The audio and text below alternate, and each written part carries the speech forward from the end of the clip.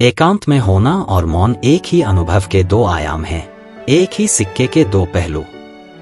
यदि कोई मौन को अनुभव करना चाहता है तो उसे अपने एकांत में जाना होगा। वह वहां है।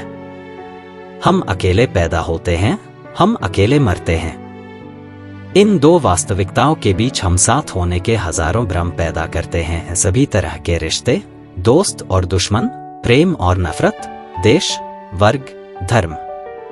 एक तथ्य कि हम अकेले हैं को टालने के लिए हम सभी तरह की कल्पनाएं पैदा करते हैं। लेकिन जो कुछ भी हम करते हैं, सत्य बदल नहीं सकता। वह ऐसा ही है और उससे भागने की जगह श्रेष्ठ ढंग यह है कि इसका आनंद लें। अपने एकांत का आनंद लेना ही ध्यान है। ध्यानी वह है जो अपने अकेले होने में गहरा उतरता है, यह जानते हुए कि हम अकेले पैदा होते हैं, हम अकेले मरेंगे और गहरे में हम अकेले जी रहे हैं। तो क्यों नहीं इसे अनुभव करें कि यह एकांत है क्या? यह हमारा आत्यंतिक स्वभाव है, हमारा अपना होना। जब भी एकांत होता है तो हम अकेलेपन को एकांत समझ लेते हैं और तब हम तत्काल अपने अकेलेपन को भरने के लिए कोई उपाय कर लेते हैं। पिक्चर देखने चले जाते हैं, कि रेडियो खोल लेते हैं, कि अखबार पढ़ने लगते हैं। कुछ नहीं सूझता तो सो जाते हैं, सपने देखने लगते हैं, मगर अपने अकेलेपन को जल्दी से भर लेते हैं। ध्यान रहे, अकेलापन सदा उदासी लाता है, एकांत आनंद लाता है। वे उनके लक्षण हैं।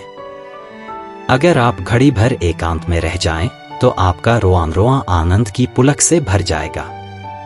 और आप घड़ी भर अकेलेपन में रह जाएं, तो आपका रोआं रोआं थका और उदास और कुम्हलाए हुए पत्तों की तरह आप झुक जाएंगे। अकेलेपन में उदासी पकड़ती है क्योंकि अकेलेपन में दूसरों की याद आती है, और एकांत में आनंद आ जाता है क्योंकि एकांत में प्रभु से मिलन होता है। वही आनंद है और कोई आनंद नहीं है। जीवन एक चक्रव्यूह है, जो निकल गया वो बादशाह बनेगा और जो फंस गया वो भिखारी। साहसी होने का मतलब किसी अज्ञात के साथ प्रेम संबंध बनाने के बराबर है। जब प्यार और नफरत दोनों ही ना हो तो हर चीज स्पष्ट हो जाती है। वो लोग जो कुछ भी बनने के लिए तैयार नहीं हैं, प्रेम कर सकते हैं।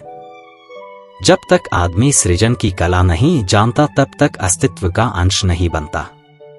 लोग दुख से बचने के लिए सुख से बचते हैं और मृत्यु से बचने के लिए जिंदगी से बचते हैं। जब दिल में प्यार और नफरत दोनों ही ना हो तो हर चीज साफ और स्पष्ट हो जाती है।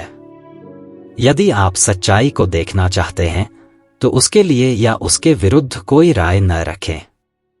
पुरुष जितना प्रेम शब्दों में प्रकट करेगा, उससे कई गुना ज्यादा स्त्री मौन में प्रकट कर देगी।